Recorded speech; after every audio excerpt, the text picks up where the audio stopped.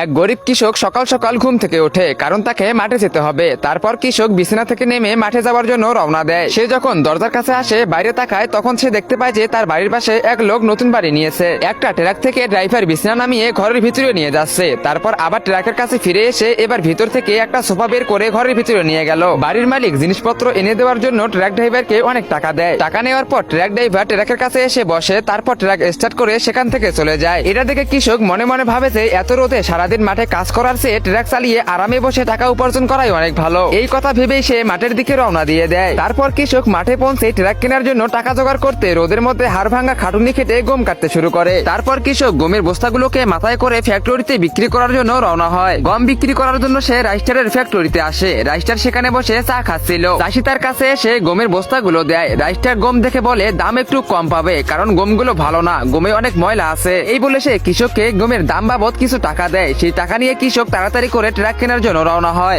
Guys, আমি ইদানিং শুনতেছি যে ফ্রি ফায়ার থেকে নাকি পাবজি প্লেয়াররা অনেক বেশি বেড়ে গেছে। তো আজকে আমি এটাই দেখবো। তোমাদের কোনো কিছুই করতে হবে না। তোমরা যদি ফ্রি ফায়ার খেলে থাকো এবং ফ্রি ফায়ারকে ভালোবেসে থাকো, তবে অবশ্যই ভিডিওতে লাইক করে চ্যানেলটিকে সাবস্ক্রাইব করে দাও। আর পাবজিকে ভালোবাসলে কমেন্ট বক্সে কালো লাভ দাও এবং ফ্রি ফায়ারকে ভালোবাসলে লাল লাভ দাও। আমি দেখতে চাই কার অডিয়েন্স সব থেকে বেশি। টাকা নিয়ে কৃষক সোজা ট্রাক কেনার জন্য আজ্জু ভাইয়ের শোরুমে চলে আসে, যেখানে আজ্জু ভাই ঘুমিয়ে ঘুমিয়ে পায়েল গেমিং এর স্বপ্ন দেখতেছিল। কৃষক আজ্জু ভাইকে ঘুম থেকে ডেকে তোলে। আজ্জু ভাই ঘুম থেকে উঠে বলে, কে রে তুই, কি চাই এখানে? তারপর কৃষক গম বিক্রি করা কিছু টাকা দিয়ে বলে, নে ভাই, আমাকে একটা ট্রাক প্যাক করে দে। এই কথা শুনে আজ্জু ভাই শুয়ে শুয়েই বলে, আবে এটা কি কোনো 150 টাকার মিষ্টি নাকি যে তোকে আমি প্যাক করে দেবো? তোর বাপ কখনো ট্রাক কিনেছে? চল যা এখান থেকে, আমাকে ডিস্টার্ব করিস না। কৃষক এত অপমান সহ্য করে আরো টাকা ব্যবস্থা করার জন্য সেখান থেকে চলে যায়। কৃষক রাস্তায় চলতে চলতে একটা ব্যানার দেখতে পায়, যেখানে লেখা ছিল এক ব্যক্তি মদ সাপ্লাই করতে গিয়ে পুলিশের হাতে ধরা পড়েছে। এটা দেখে কৃষকের মাথায় একটা দুষ্ট বুদ্ধি খেলে যায়। তারপরে সে সোজা সবচেয়ে বিপজ্জনক সন্ত্রাসীর আস্তানায় এসে পৌঁছায়। সেখানে সন্ত্রাসী এবং তার দুই চামচা দাঁড়িয়েছিল। তারপর কৃষক সন্ত্রাসীর কাছে হাত জোর করে বলে, আমার টাকার খুব দরকার, আমাকে টাকা দিন, এর বিনিময়ে আমি আপনার মদ সাপ্লাই করে দেব।